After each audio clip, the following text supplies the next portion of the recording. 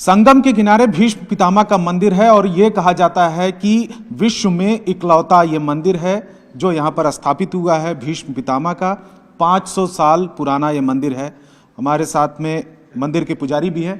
अगर थोड़ा सा बता सकें छोटे में कि ये मंदिर और ये स्थापित कितना पहले हुआ था, कितना पुराना है? 500 वर्ष हो रहा है और ऐसी मानता है कि गंगा पुत्र हैं, गंगा में स्नान करके बासुकी जी को जल चढ़ाते थे। और जब कोई भी हम पिंडदान वगैरह करते हैं तो हमारे पूर्वज माने जाते हैं, पिंडदान में इनका भी नाम लिया जाता है।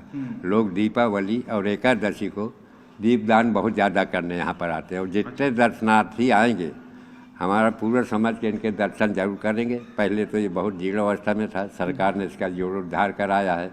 आप किनारे किनारे महाभारत के चित्र देख रहे हैं, पहले नहीं था जो अब बनवाया है योगी। ये क्या विश्व में इकलौता मंदिर है? विश्व में इकलौता मंदिर है, आपको कहीं नहीं मिलेगा। और विश्व में नागबासी का भी इकलौता मंदिर है, कहीं नहीं मिलेगा। ठीक है, दर्शन के लिए भी लोग आए हैं। सर आप यहीं प्रयागराज से?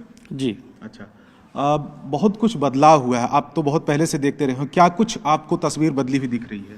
हाँ, पूरा जो एक तरह से निगलेक्टेड फॉर्म में रहता था, जब तक देखिए सरकारी और सामाजिक दोनों सहायता नहीं मिलती है तब तक किसी चीज़ का सर्वांगीण विकास तो नहीं हो सकता है। थोड़ा सा इनकी जो स्थिति है, थोड़ा सा अंदर आके दारागंज एक पतली गली की रोड है, चौड़ी है भी नहीं, तो कम लोग आ पाते हैं। तो ये पहले तो स्थानीय स्तर पर ही लोगों को मान्यता थी। नागबासुकी भगवान मंदिर तो लोग आते ही रहे, यहाँ पे नागपंचमी और बड़े बड़े मेला खूब लगे हैं और जब वहाँ आते थे तो आपका भी दर्शन प्राप्त ही करते थे। लेकिन अभी चूँकि कुछ शासकीय सहायता भी मिलने लगी है, सहयोग मिला है, वातावरण मिला जिसे आप कह सकते हैं। बाकी तो समाज का ही इसमें सहयोग है, इसमें सरकार तो कुछ ऐसे नहीं। लेकिन जब सामाजिक सरोकार तभी बढ़ता है जब सरकार की ओर से कोई आपको मदद मिलती है और ये हिम्मत बनती है आपकी कि हम करेंगे, कोई कुछ बोलेगा नहीं तो अब बात में तो आपको तटस्थता और क्या धर्मनिरपेक्षता की बात आ जाती है। बात में अगर आपने बहुत देर तक बात की धर्म पर तो लोग आपको सांप्रदायिक भी कह देते हैं।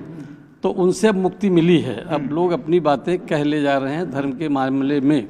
आपको लगता है कि सीएम योगी की वजह से उत्तर प्रदेश के तमाम जो मंदिर हैं, इस तरीके के जो स्थल हैं, उसमें बहुत कुछ बदलाव हुआ है? बिल्कुल हुआ है। मैंने बताया ना कि जब तक सरकारी सहयोग की वो नहीं रहेगी, मदद की जरा भी गुंजाइश तो नहीं हो पाएगा। अगर आपने कुछ करना शुरू किया तो आपके ऊपर तमाम चार्जेज आ गए कि आप संप्रदायवाद फैला रहे हैं। आप जहाँ जय श्री राम का नारा लगाना सामुदायिक माना जाने लगा, ऐसी स्थिति में ये सब काम हो रहा है तो बहुत बड़ी चीज़ है। योगी जी और मोदी जी के रहने से ये जो चीज़ें आई हैं हमारी, वो बहुत ही अच्छी हो रही हैं हमारे हिसाब से।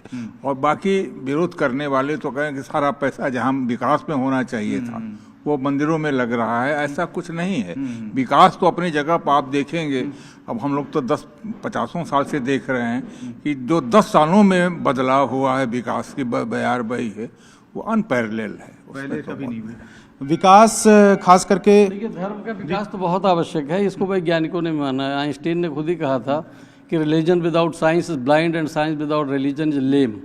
लंगड़ा होता है विज्ञान अगर उसके साथ धर्म का सानिध्य न प्राप्त हो। अब ये दृष्टिकोण की बात है, कुछ लोग इसको मानते हैं कि इससे कुछ बढ़ावा मिलता है संप्रदायवाद, ऐसा कुछ नहीं है। हर धर्म का एक उद्देश्य है मानव कल्याण, और जब हम धार्मिक होते हैं तो कहीं न कहीं हम मानव कल्याण की बात सोचते ही सोचते हैं। ठीक है, ना सिर्फ अयोध्या या काशी बल्कि प्रयागराज के बहुत सारे ऐसे मंदिर हैं, ऐसे जगहें हैं जो धार्मिक स्थान हैं, उसमें बहुत कुछ बदलाव पिछले कुछ सालों में हुआ है। अयोध्या में राम मंदिर का निर्माण, उसके बाद उद्घाटन, काशी में कुछ बदला है और महाकुंभ की जो शुरुआत होने जा रही है। अब प्रयागराज अगर आएंगे तो बहुत सारे ऐसे मंदिर को आप देखेंगे जिनकी तस्वीर पहले और अब में काफ़ी कुछ बदल गई है। Ravi Singh, Prayagraj, news 18 India.